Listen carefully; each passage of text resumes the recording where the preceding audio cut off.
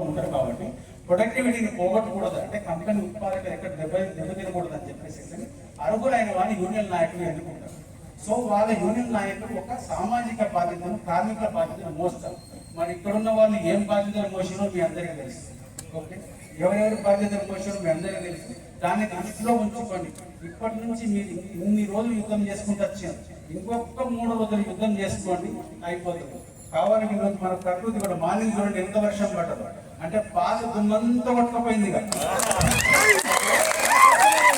ప్రకృతి కూడా మనకు సహకరిస్తుంది. అంటే ఇదంతా కూడా మనకు ఒక ఏమంటారు గుడ్ సిగ్నల్స్ అన్నమాట.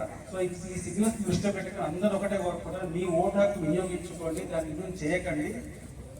మిగతా వాళ్ళు అన్నట్టు ఇక్కడ ఏ రకంగా 257 ఓట్లలో 220 పాపం వారికి మరీ బాధపడుతున్నారు. 30 జీరో అన్నారు, అట్లా ఉండకూడదు. ఒక 30 వదిలిపెట్టాలి. ఇక మిగతాది మటుకు తీసుకొచ్చే బాధ్యత మీది. ఇంకొక మాట, ఖచ్చితంగా గత సంవత్సరం నుంచి అందరూ బాగా కష్టపడుతున్నారు, నాయబడి తిరుగుకుంటారు. ఇందులో మన వాళ్ళు ఎవరైతే యువకులు ఉన్నారో టీమ్ లీడర్ అంటే నేర్చుకుంది. చాలా మంది ఇప్పుడు ఏబీసీ కేటగిరీ మాట్లాడతారు. చాలా మందికి అర్థం కలిగి ఏబీసీ కేటగిరీ ఎందుకు ఇదని అని చెప్పేసి ఎందుకు వాళ్ళు కొంచెం ఆశ్చర్యపడుతున్నారు. ఏం లేదు సరే, కానీ అవన్నీ సీక్రెట్ కాబట్టి మనం ఇప్పుడు చెప్పకూడదు.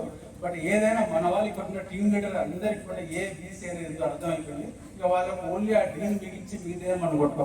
19 జరగబోయే ఓరియంట్ సిమెంట్ కంపెనీ గుర్తింపు సంఘ ఎన్నికల్లో అధ్యక్షులుగా నిలబడుతున్నటువంటి సత్యపాల్ గారు,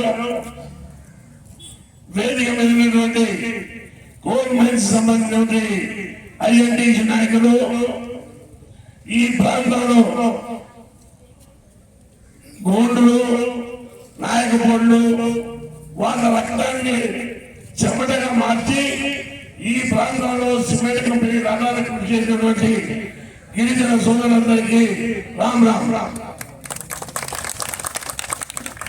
1978లో ఇందిరా కాంగ్రెస్ మన ఆంధ్రప్రదేశ్లో అధికారంలో వచ్చింది. చెన్నారెడ్డి గారు ముఖ్యమంత్రి. చెన్నారెడ్డి గారు ముఖ్యమంత్రి అయినప్పుడు ఇక్కడ ఉన్నటువంటి లైన్ స్టోన్ సున్నపురాయిని సద్వినియోగం చేసుకోవాలని సిమెంట్ కంపెనీ పెట్టాలని ఆలోచించింది. ఆ ఆలోచనని సబరీకృతం చేయడంలో కొన్ని ఇబ్బందులు వచ్చినప్పుడు కూడా ఆ రోజు ఈ ప్రాంతాల్లో పెద్ద మనిషి, నిజాయితీ గల నాయకుడు మన రఘుమంతరావు గారు పెద్దలతో మాట్లాడి తప్పకుండా ఇక్కడ సిమెంట్ ప్లాంట్ రావాలా, 170 యాక్ట్ ఉన్నప్పటికీ కూడా చెన్నారెడ్డితో మాట్లాడి ఈ గిరిజన ప్రాంతం అడుగు కావాలా, ఇక్కడున్న సహజ వనరులను ఉపయోగించుకోవాలా,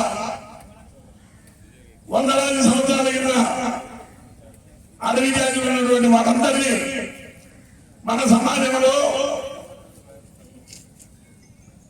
భాగస్వామి చేయాలి. వాళ్ళకి ఒక రకమైన వృత్తి ఉండాలి, వాళ్ళకి ఉద్యోగ అవకాశాలు ఉండాలా, వాళ్ళు అందరితో సమానంగా బతకాలా అనే సందేశంతో ఇక్కడ సిమెంట్ కట్టినట్టు. ఎందుకంటే ప్రేమ సాగరాలు సత్యపాల్ గారు తెలవకుంటే నాకు రఘుమంతరావు తెలుసు. వారు రాజకీయాల్లో నీతి నియమాలు ఉండి ఈ ప్రాంత అభివృద్ధి కోసం ఎంతో కృషి చేశారు. 20 ఏళ్ల కింద ఎన్నికల్లో 25 ఏళ్ల కింద నిలబడ్డప్పుడు మేమందరం రాష్ట్రంలో ఉంటాం కష్టపడి. ఆనాడు ఆయన కార్మికులు చేసిన మేలు ఇప్పుడే కాదు భవిష్యత్తులో కూడా మర్చిపోలేటువంటి సంఘటన మీరు తెలియజేస్తున్నాం. ఇప్పుడు అదాని గారు ఈ కంపెనీ అదాని గారు అజయ్ సింగ్ గారు వీళ్ళకు సీఈఓ ఉంటాడు. ఈ సిమెంట్ కంపెనీ ఆయన చూస్తాడు. అయితే అదాని గారు జనరల్ గా ఎయిర్పోర్ట్ టేకాఫ్ చేయడం, పవర్ ప్లాంట్ పెట్టడం, సిమెంట్ కంపెనీలు కలుపుకోవడం, ఓడరేవులు కలుపుకోవడం, అన్ని రకాలుగా మోడీ